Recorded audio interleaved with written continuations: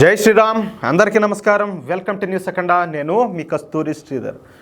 బంగ్లాదేశ్లో ఉండేటటువంటి హిందువులు తెగించాల్సిన సమయం అయితే ఆసన్నమైంది. తెగించి కొట్లాడితే కానీ తమకు తమ పిల్లలకు భవిష్యత్తు ఉండదని చెప్పేసి బంగ్లాదేశ్లో హిందువులు కాస్త ఆలస్యంగానైనా కూడా అర్థం చేసుకుంటున్నారు. బంగ్లాదేశ్లో హిందువులపై దాడులు, హింసాత్మక సంఘటనలు, లూటీలు, ఇళ్ల దహనాలు అంటే ఇళ్ళు గాల్చేసేది ఇటువంటివి ఇంకా జరుగుతూనే ఉన్నాయి. అయితే గత నెలలో అంటే ఇప్పుడు ఆగస్టు 11వ తారీఖున హిందువులంతా కలిసి ఒక సమావేశం ఏర్పాటు చేసుకున్నారు.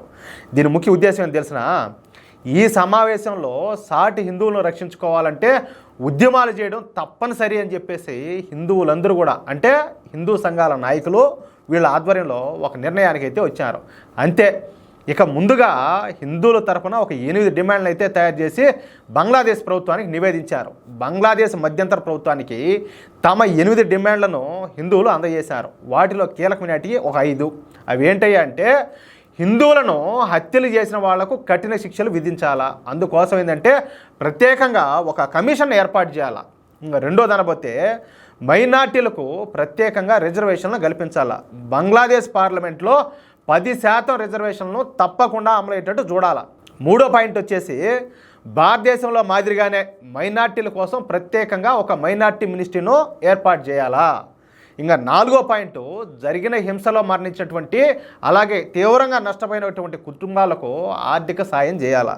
ఇంకా ఐదో పాయింట్, బంగ్లాదేశ్లోని హిందువులను ఆదుకోవడానికి భారత్లో చాలామంది సిద్ధంగా ఉన్నారు కాబట్టి భారతీయులు బంగ్లాదేశ్ హిందువులను ఆదుకునే విధంగా పర్మిషన్లు ఇవ్వాలా అంటూ మొత్తంగా అంటే ఈ విధంగా వచ్చేసి ఒక 8 డిమాండ్లు అయితే బంగ్లాదేశ్ హిందువులు బంగ్లాదేశ్ ప్రభుత్వం ముందు ఇచ్చినారు.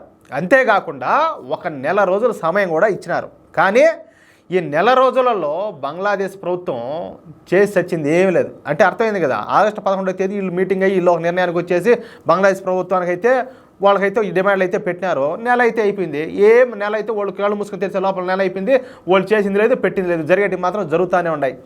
హిందువులు చేసిన డిమాండ్లకు బంగ్లాదేశ్ మధ్యంతర ప్రభుత్వం నుండి ఎటువంటి రెస్పాన్స్ కూడా రాలా. పైగా ఏంటంటే మరొక పక్క హిందువులపై దాడులు అయితే ఆగడంలే. దీంతో తీవ్ర ఆగ్రహానికి లోనేటువంటి హిందువులు భారీ ఉద్యమాలకు ప్లాన్ చేస్తున్నారు. నిన్న బంగ్లాదేశ్ అంతటా కూడా లక్షలాది మందితో ధర్నాలు చేసిన హిందూ సంఘాలు ఇప్పుడు బంగ్లాదేశ్లో పారిశ్రామిక నగరాల నుంచి ఢాకాకు నేరుగా భారీ ర్యాలీలు చేయాలని చెప్పేసి ప్లాన్ చేస్తూ ఉన్నారు. దాదాపుగా 2 లక్షల మంది ప్రజలతో బంగ్లాదేశ్ నలుమూలల నుండి ఢాకా చేరుకొని ఢాకాలోని షెహబాగ్ స్క్వేర్ అనమాట ఆ పేరు, ఆ ఏరియా పేరు, దాని దగ్గర నుంచి భారీ నిరసనలు చేపట్టాలని చెప్పేసి హిందువులు ఒక నిర్ణయానికి వచ్చినట్టు స్పష్టంగా తెలుస్తుంది.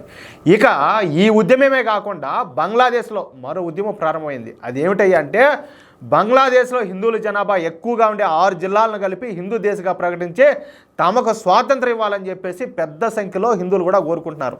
రీసెంట్గా దీనికి సంబంధించి మనం ఒక వీడియో కూడా చేశాం. ఈ హిందూ దేశ్కు వారం రోజుల క్రితమే అంకురార్పణ అయితే జరిగింది. ఇక ఈ హిందూ దేశం కోసం కూడా ఒక భారీ ఉద్యమాన్ని నిర్మించాలని చెప్పేసి బంగ్లాదేశ్లో ఉన్నటువంటి హిందూ సంఘాలన్నీ కూడా భావిస్తూ ఉన్నాయి.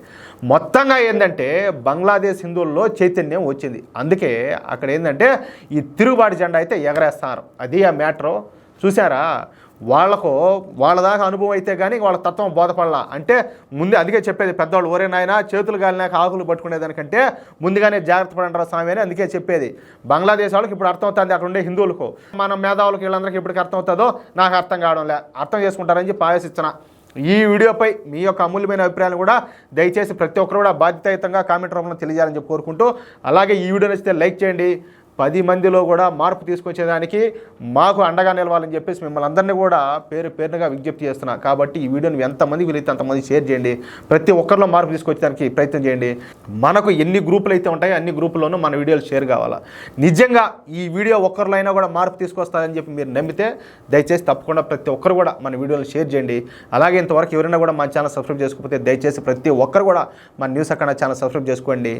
దేశం కోసం, ధర్మం కోసం నిజాయితీగా పనిచేసేటటువంటి ఛానల్లో సామాన్యుల ఛానల్ ఏది సామాన్యుల ఛానల్. కాబట్టి ప్రతి ఒక్కరు కూడా మా ఛానల్ సబ్స్క్రైబ్ చేసుకోవాలా.